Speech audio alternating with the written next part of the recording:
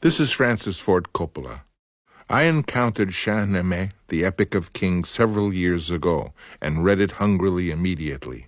I felt I had discovered a treasure at the level of Gilgamesh, or the great Homer epics, only this time from ancient Persia.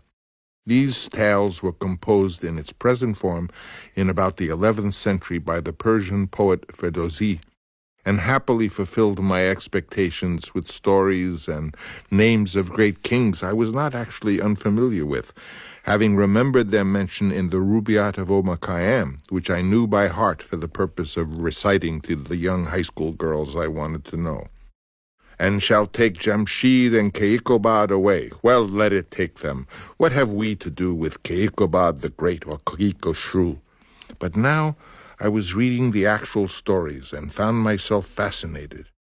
In a wonderful poetic fashion, this was the definitive text on the theme of succession, the stories of kings and their sons, with the central thread being this inevitable difficult issue of succession. I was struck with how often it wasn't the son who was faithless and betrayed the father, but the reverse. The power of the king was great, but the need for the son's help also great, and although the father had told the son if he would lead the army and defeat the enemy, he would become the new king, the son would return victorious only to have his father's promise broken, usually because of a new young queen whom the father had married. Consort, queen, mother, or temptress, often woven into the tale.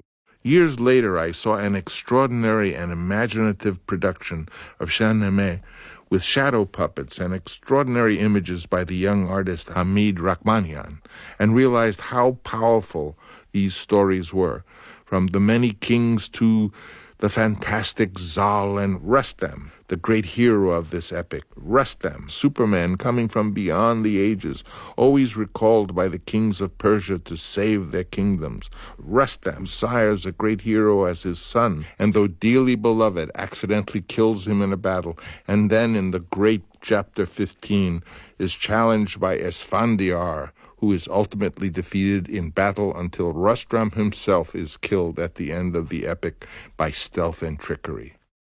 I envy the new listeners of Hamid's dramatic retelling of this story on audio, as I myself listened with the same enchantment I recall as a child listening to Let's Pretend on the radio. It is dramatic with music and sound effects in its own, perhaps slightly overblown style, but effective nonetheless. The great epic of Shahnameh. The fickle world capriciously grants favors and ever inflicts unjust pain. Fortunate is the one who supplants worries for serenity of the heart and calms his covetous nature and shares his wealth without fears and petty thoughts. Creating this audiobook breathes new life into the Shahnameh stories.